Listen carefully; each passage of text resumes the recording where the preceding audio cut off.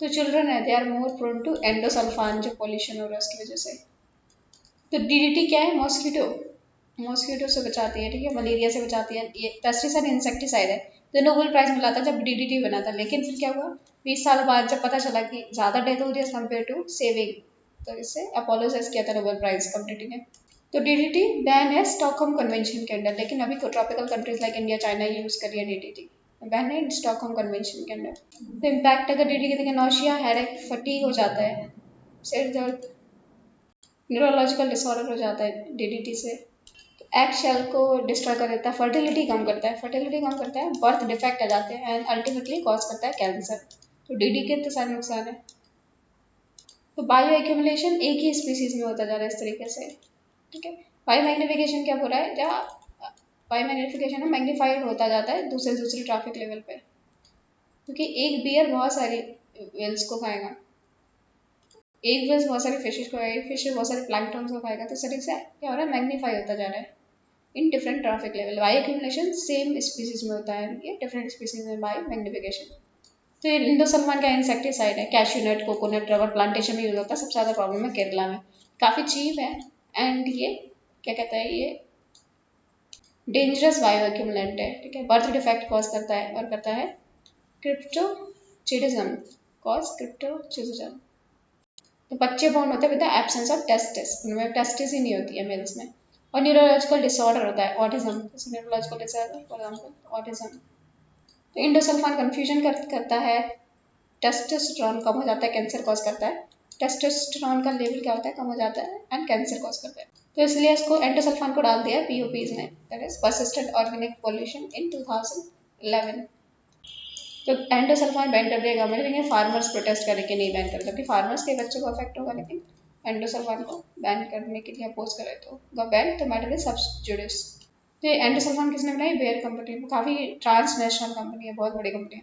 तो वॉल्कैन organic compound क्यों बोलते हैं, बिकॉज ऐसे स्मेल आता है, for example paint and varnishes, fuels होते हैं, फॉर एग्जाम्पल पेट्रोल का स्मेल आता है, paper, bleaching and cosmetics and polyvinyl chloride. So mercury and dirty diesel. तो स्टॉकहोम कन्वेंशन किसके लिए, परसिस्टेंट ऑर्गेनिक पॉल्यूटेंट में 2001 में साइन हुआ, तो 2004 में फोर्स आया। यूनाइटेड नेशन क्या करना चाहता है, बिकॉज बैन करना चाहता है डर्टी डीजल। तो स्टॉकहोम में डर्टी डीजल कौन सा, डीडीटी, हेक्सा क्लोरोबेंजीन, ये है फंजीसाइड, तो हेक्सा क्लोरोबेंजीन ये क्या है, फंजीसाइड है। एंड देन एल्ड्रिन, डेड्रिन एंड एंड्रिन, तो रिन वाले कहाँ पे हैं, सारे स्टॉकहोम कन्वेंशन के अंदर है, डर्टी डीजल में। फिर पीसीबी, दैट इज पॉलीक्लोरिनेटेड बाइफिनाइल, जैसे लाइजोल में यूज होता है पॉलीक्लोरिनेटेड बाइफिनाइल। फिर माइरस एंड हेप्टाक्लोर, तो ये 8 हुए, 8 इंपॉर्टेंट है, DDT, hexachlorobenzene, aldrin, dieldrin, that is endrin, PCB, polychlorinated biphenyl, mirex and heptachlor. तो जितने भी फार्मर्स ने माइरेक्स यूज किया, बिना खाए, हाथ धोए खाना खाने चले गए, उनकी डेथ हो गई। तो दौलत की वजह से फार्मर की डेथ हुई है, माइरेक्स एंड हेप्टाक्लोर। इन 2011 देखो, डीडीटी तो पहले ही डला था, एंडोसल्फान को भी 2011 में एंटर कर दिया था, डर्टी डेजल, डीडीटी भी है, एंडोसल्फान भी है। इंडिया में जितने भी इंसेक्टिसाइड है, पेस्टिसाइड, उनको मैंडेटरी लेबल करना पड़ेगा under the insecticide act of 1968 and the rules of 1971, insecticide rules of 1971। तो स्लाइटली टॉक्सिक कलर होगा तो ग्रीन होगा, ठीक है। ब्लू होगा moderately toxic, yellow highly toxic, जैसे एंडोसल्फान में ये होता है। रेड लेवल, अगर रेड लेवल लगाओ तो एक्सट्रीमली टॉक्सिक, तो ये होता है जिंक फॉस्फेट, जिंक फॉस्फेट होता है रेड कलर में, रेड कलर में यूज होता है zinc phosphate, extremely toxic red colour. तो green slightly, blue moderately, yellow highly toxic like endosulfan, and red extremely toxic zinc phosphate, जैसे रेड किल में होता है। तो जिंक फॉस्फेट रेड किल में, रेड को मारने में यूज होता है। और फिल्म होती है जो फोटोवोल्टिक सेल्स में, उनमें यूज करते हैं, बिकॉज इसकी स्ट्रॉन्ग एब्जॉर्प्शन कैपेसिटी होता है, सोलार सेल में यूज करते हैं जिंक फॉस्फेट को, very highly toxic, red level लगा होता है इस पर। तो अगर 1 to 50 मिलीग्राम पर kilogram red level insecticide pesticide है, जो रेड लेवल वाले इंसेक्टिसाइड फिक्स्ड है 1 to 50 मिलीग्राम पर किलोग्राम, तो ये लीथल हो गया according to government of India. तो आलम गुजरात में क्या है, शिप बिल्डिंग इंडस्ट्री है, तो वहाँ पे एवरेज लाइफ स्पेन जो भी है शिप बिल्डर्स की, वो 26 ईयर्स, उससे ज़्यादा नहीं होती। तो इसलिए क्या हो रहा है, अब जो डेवलप कंट्री है वो अपने जो गंदे वेस्ट है इंडिया में डंप करने लगी, तो इसके लिए आता है बेसिल कन्वेंशन। तो बेसिल कन्वेंशन किसका है, trans boundary movement of hazardous waste and their disposal। तो सारे ज़्यादातर पॉल्यूटेंट कवर्ड है बेसल कन्वेंशन में, except radioactive waste covered नहीं है बेसल कन्वेंशन में। तो रेडियो एक्टिव वेस्ट क्यों नहीं होगा? क्योंकि चाइना सपोज पाकिस्तान को भेज रहा है तो बोलेगा कि अरे हम तो अपना एनरिच्ड यूरेनियम भेज रहे हैं, वेस्ट थोड़ी ना है। तो बेसल कन्वेंशन है अगेंस्ट द टॉक्सिक कोलोनिज्म, कि अपनी टॉक्सिक गंदगी ना डेवलपिंग कंट्रीज में ना फेंके। इटली क्या करता था, 8,000 बैरल्स ऑफ टॉक्सिक वेस्ट किसको देता था, नाजीरिया को $1,000 में 1988 में। उसी के बाद 1989 में इसको आता है बेसल कन्वेंशन। तो वहाँ से इटली से यहाँ पे नाइजीरिया में डंप करता था इटली अपना वेस्ट। तो बेसल कन्वेंशन कब साइन होता है, 1988 में, और आता है 1992 में फोर्स में आता है। तो बेसल कन्वेंशन में तो क्या है कि आप किसी कंट्री को नहीं भेज सकते, लेकिन सपोज अगर टॉक्सिक शिप यहाँ से पास हो रहा है, यहाँ पे गंदगी फैला देगा और सारे मरीन एनिमल मर जाएं, इसलिए अगर आपको टॉक्सिक एलिमेंट ले भी जाना है तो रॉटरडैम कन्वेंशन के अंदर you need prior inform consent.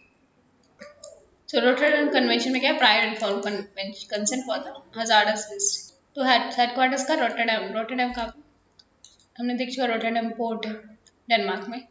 तो हमारा जो बेसल कन्वेंशन था वो 1988 में साइन हुआ था, 1988 में, 1992 में फोर्स में आया, और जो रॉटरडैम कन्वेंशन साइन हुआ था 1998 में, फोर्स में आया 2004 में। तो भी रॉटरडैम की मीटिंग हुई थी तो उसमें कनाडा ने बोला कि एबेस्टॉस फाइबर्स को आप मत डालो, तो उसमें पोटेस गैस को मत डालो नेगेटिव लिस्ट में। तो मोमाको कन्वेंशन है, देखो बेसल कन्वेंशन में रेडियो एक्टिव वेस्ट नहीं है, लेकिन मोमाको कन्वेंशन में रेडियो एक्टिव वेस्ट भी इंक्लूड है, और ये फॉर अफ्रीका ओनली। तो मोमाको कन्वेंशन सिर्फ अफ्रीका के लिए है। बेसल कन्वेंशन के बाद आता है 1991 में मोमाको कन्वेंशन, बेसल आया था 1998 में।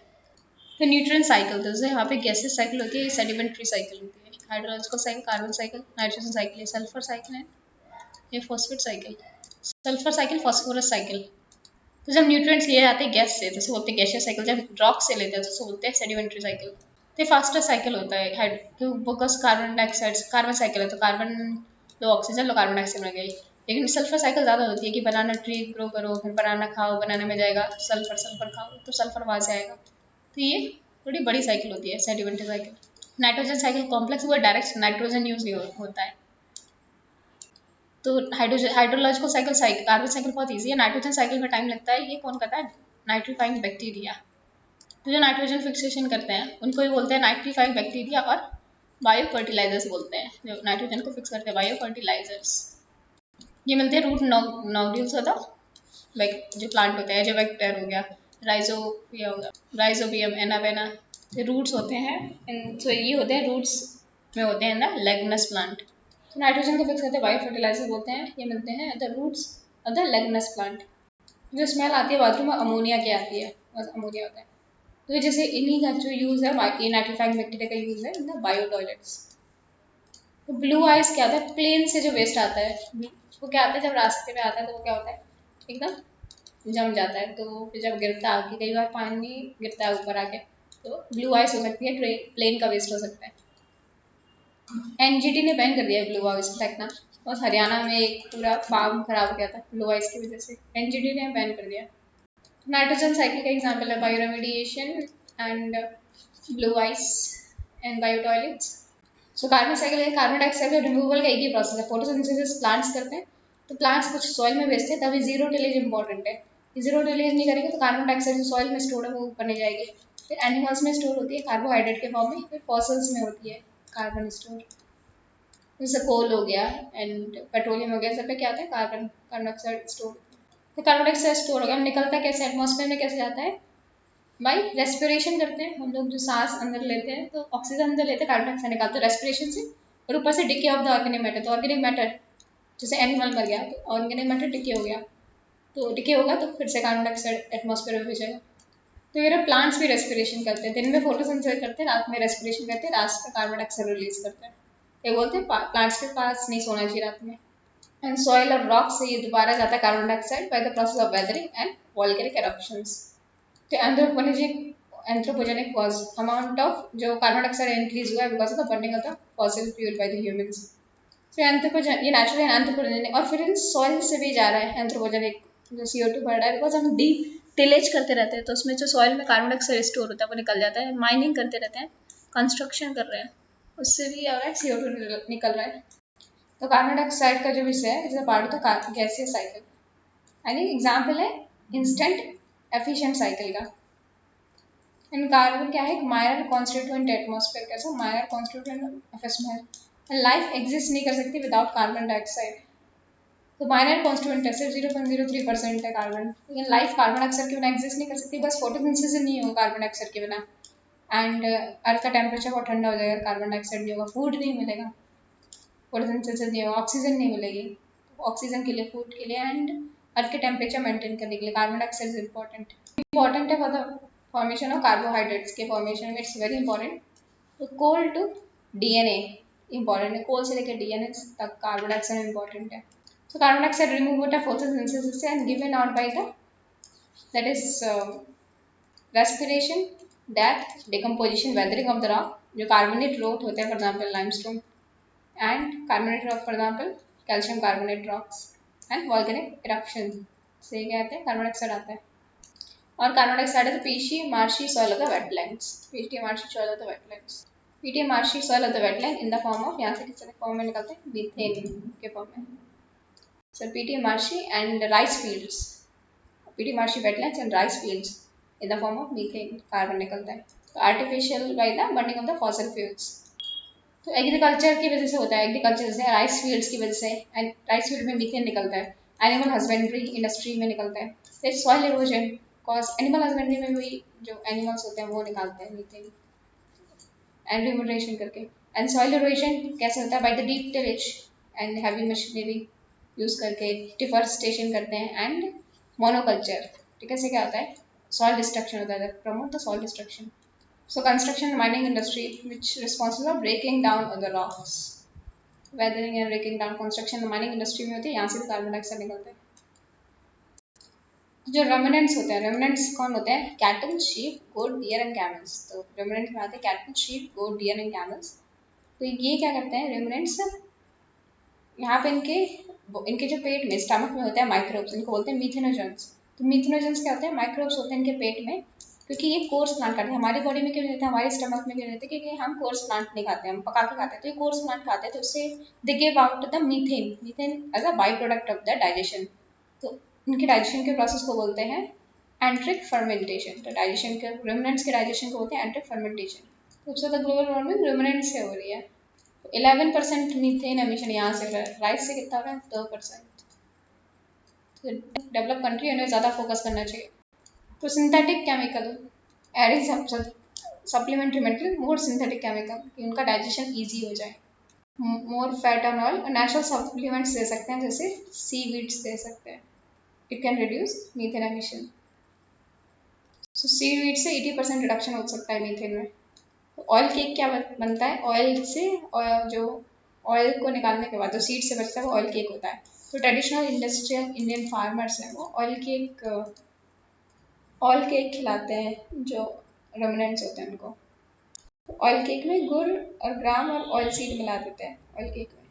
तो इंडिया में फूड प्रोसेसिंग इंडस्ट्री बनेगी तो इंडिया सस्टेनेबल एग्रीकल्चर के फॉर्म में पूरे वर्ल्ड को ऑयल केक बेच सकता है। तो सॉल्यूशंस क्या है कार्बन डाइऑक्साइड को कम करने के लिए, creating natural and artificial carbon sink and carbon sequestration, ठीक है, जियोलॉजिकल इंजीनियरिंग करो, कार्बन क्लाइमेट इंजीनियरिंग करनी चाहिए। फिर यूनाइटेड नेशन का REDD initiative, REDD and REDD plus and green corridor बनाने चाहिए। जियोलॉजिकल इंजीनियरिंग मतलब कार्बन सिक्वेस्ट्रेशन करते होते डीप ऑयल वेल्स और इन सब में, तो होते हैं जियोलॉजिकल इंजीनियरिंग।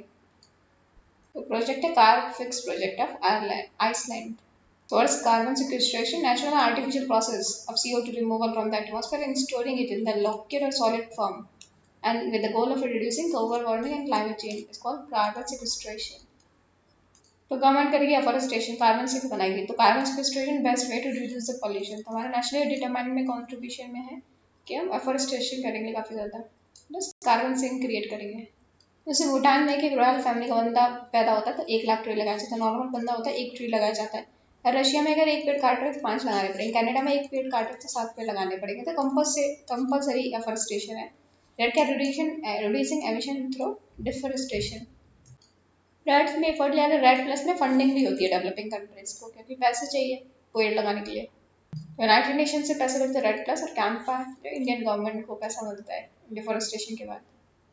तो रेड प्लस के लिए पैसे कौन है, green climate fund which is facility है global environment facility is under world bank, global environment facility world bank के अंदर है ग्रीन क्लाइमेट फंड, उसके लिए आता है, उससे आता है रेड प्लस के लिए पैसा। तो इसलिए डेवलप्ड कंट्रीज को, ठीक है, ताइलोना डाला हुआ डेवलपिंग, डेवलप कंट्री ने डेवलपिंग बोला हम तो अभी स्टार्ट किया मिशन, तो कितने सालों से कर रहे हो, तो यू आर रिस्पॉन्सिबल, तो डेवलप्ड कंट्री तो इसलिए दोनों के बीच में हुआ तलानुआ डालो, तो ठीक है, जो डेवलप कंट्री 500 बिलियन देंगे 2015 से 2020 तक, $500 बिलियन टू डेवलपिंग कंट्रीज। लेकिन यूएस एंड कनाडा ने पेरिस एग्रीमेंट छोड़ दिया था। तो मालदीव मार्शल आइलैंड ने स्टार्ट किया है ग्लोबल अलायंस अगेंस्ट कोल, तो इन कंट्रीज को बहुत नुकसान होगा।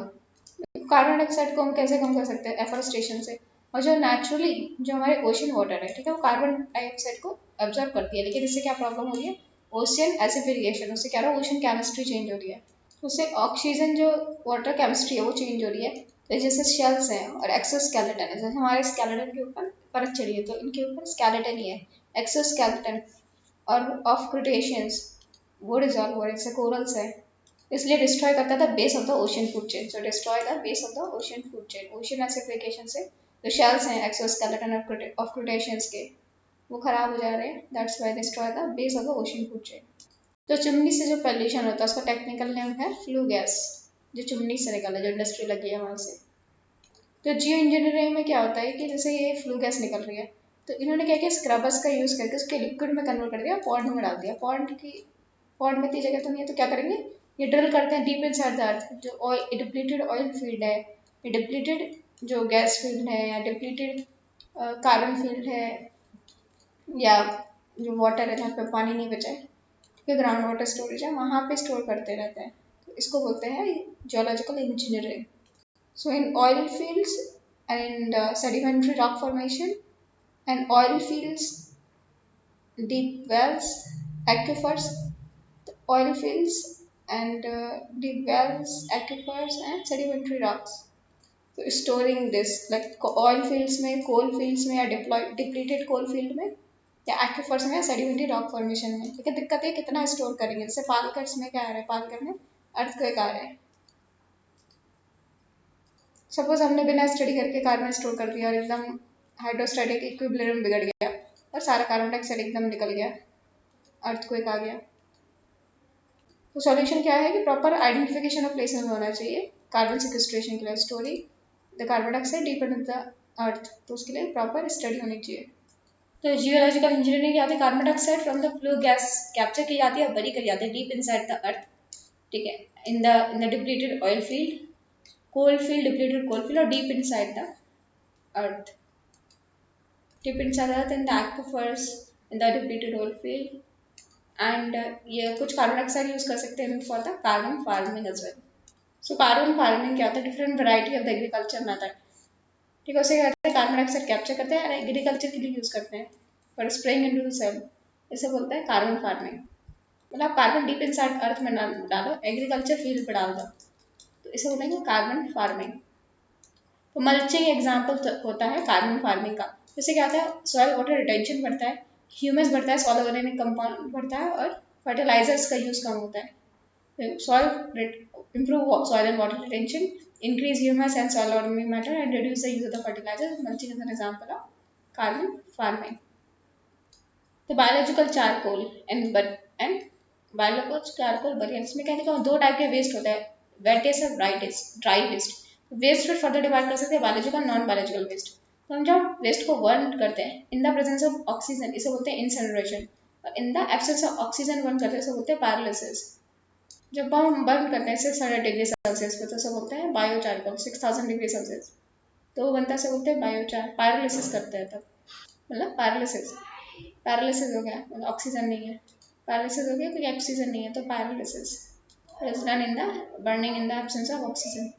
अगर बायोलॉजिकल चारकोल को बरी कर दोगे तो वो बन जाएगा कोल, और फिर अगर इंडिया में फील्ड में डाल दोगे तो क्या हो जाएगा, फील्ड की फर्टिलिटी बढ़ेगी। तो वेस्ट मैनेजमेंट का सॉल्यूशन है बायोचार इंडिया में। तो इसमें कौन सा कंट्रोल कर सकता है, water control, water that is filtration. Incineration नहीं हो सकता क्योंकि ये क्या है, इंसिनरेशन ये सॉलिड वेस्ट के लिए ना, पानी को नहीं जला सकते ना, तो पैरालिसिस करते हैं 6000 डिग्री पे। तो बायोचार बरियल बायो इसे बोलते हैं बायोलॉजिकल चारकोल, ये डिक्रीज करता है solid waste, solid waste management में रिड्यूस करता है solid waste pollution and biomass pollution. तो इसे बायोलॉजिकल चारकोल भी बोलते हैं, which is form by burning, biomass को बर्न करते हैं high temperature in the absence of oxygen.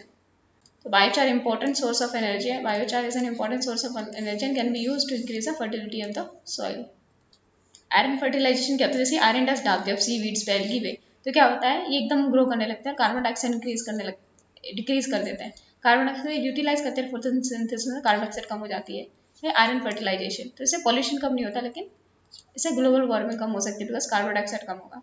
तो उसे बोलते हैं लोहा फैक्स की आयरन, जैसे आयरन आपने क्या किया एल्गी में, आपने एल्गी में डाल दी, एल्गी क्या करी सडन ग्रो करेगी आयरन लेके, और क्या हो गया जैसे कार्बन डाइऑक्साइड रिड्यूस होगी, तो उसे बोलते हैं लोहा फैक्स। तो इससे क्या होगा, इसमें आयरन फर्टिलाइजेशन में आयरन क्या होता है फाइटोप्लैंक्टन को ग्रो करते हैं एंड फिर उनके ऊपर कैसे बाई स्प्रेइंग आयरन डस्ट, इससे क्या होता है कार्बन रिड्यूस होता है, remove carbon from the atmosphere.